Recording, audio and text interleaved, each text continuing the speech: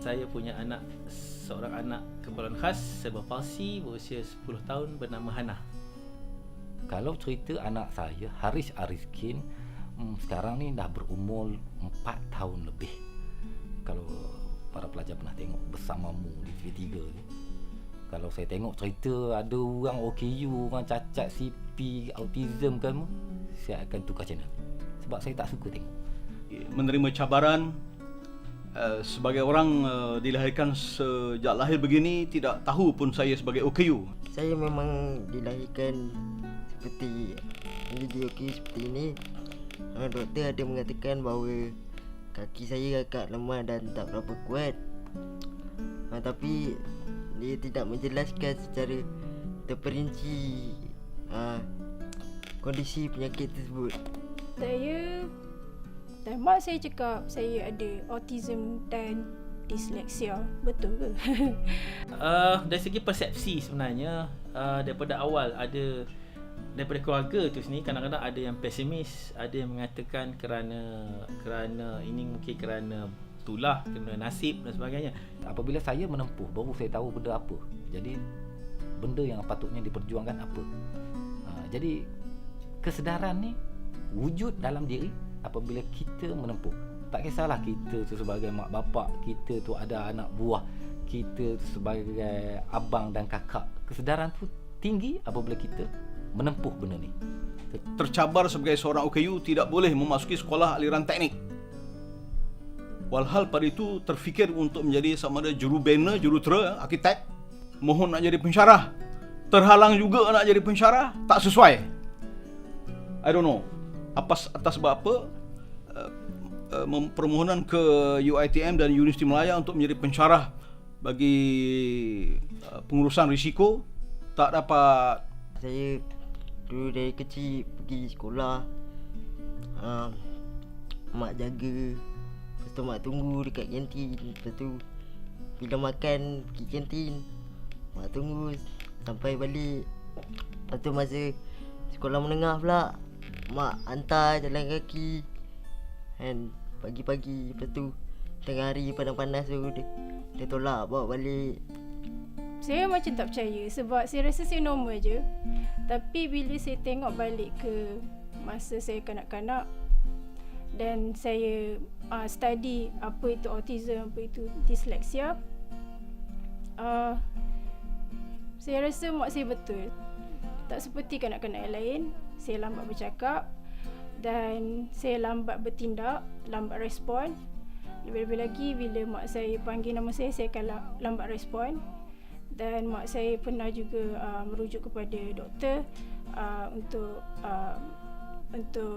periksa sama ada saya pekak dan bisu sebab saya tak bercakap sangat. Saya tak ada pilihan untuk jadi kuat, kerana kuat itu bukan saja untuk diri saya tetapi untuk isteri dan juga untuk keluarga yang melihat. Dan akhirnya bila kita kuat dan dengan doa yang banyak, akhirnya keluarga turut sama jadi kuat. Dan anak ini adalah satu anugerah terbesar untuk kita. Ini anugerah Allah yang paling besar, yang tentunya ada hikmah. Harapnya kita terus kuat, kita terus gagah, bukan saja untuk anak ini, bukan untuk anak, malah untuk semua anak-anak keperluan khas. Dan perjuangan ini bermula dengan anak kita. Hana, Papa sayang Hana. Kalau di penghujung kematian saya, matikan anak saya Rizki dulu sebelum saya. Ya, nampak macam tak elok kan? Tetapi hakikatnya hanya saya saja yang dapat tahu. Dia bukan OKU biasa, dia terlantar. Terima kasih kepada isteri saya, Nur Fariza binti Daud. Dia cukup kuat berbanding saya. Dia cukup kuat. Kami makan, minum, tidur semua di hospital 3 bulan. Hingga sekarang semua banyak perkara dia buat. Tanpa dia cacat saya. Saya mohon, saya harap semua ibu bapa ataupun masyarakat di luar sana turut bersama dengan kami memperjuangkan apa yang sepatutnya diperjuangkan. Berilah sedikit fokus kepada anak-anak sebegini.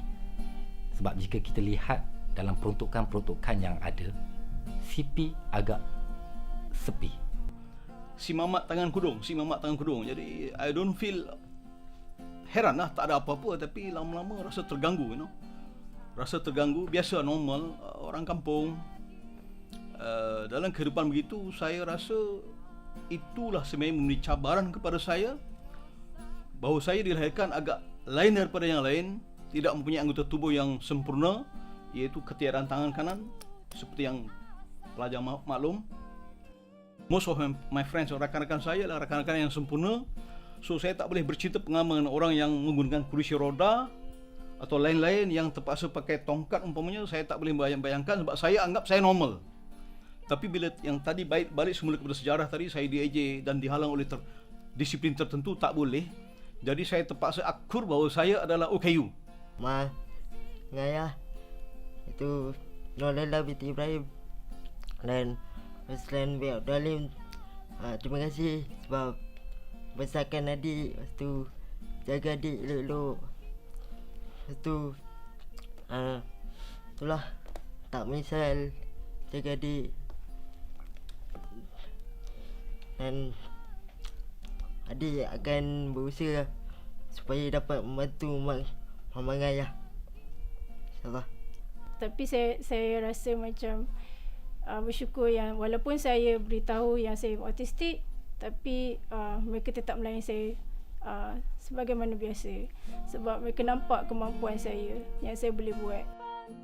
Nama saya Hamdan bin Muhammad Saleh. Saya bangga mempunyai anak cerebral palsy. Saya Hasri bin Abu Hassan. Saya bangga dengan Hari Rezeki, seorang anak selebgram palsi. Saya seorang normal, saya bangga. Walaupun saya ada kekurangan, saya bangga, masih rasa bangga sebagai seorang OKU. Saya Muhammad Zuhairi bin Ruslan dan saya berbangga menjadi OKU. Saya Ilya Akmal, saya pengidap autistik dan disleksik dan saya bangga menjadi OKU.